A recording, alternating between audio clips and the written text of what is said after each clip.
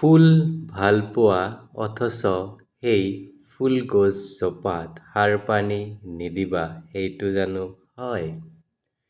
এনেকৈ হ'লে ফুল গছজোপাই ফুল দি দি সাৰ পানী নেপাই এদিন চোন মৰহি যাব।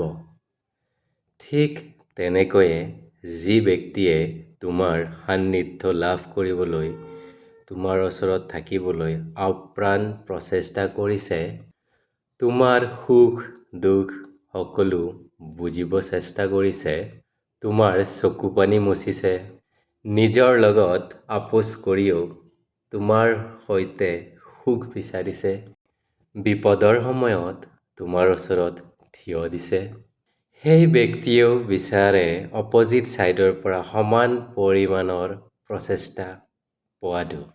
কিন্তু সেইটো নাপাই দিনক দিনে কেৱল মাথো অৱহেলা পালে এদিন নহয় এদিন সেই পাৰ্টিকুলাৰ ব্যক্তিগৰাকী তোমাৰ জীৱনৰ পৰা আঁতৰি যাবই। কাৰণ ভালে থকাৰ অধিকাৰ তেওঁৰো আছে, আত্মসন্মানবোধ তেওঁৰো আছে।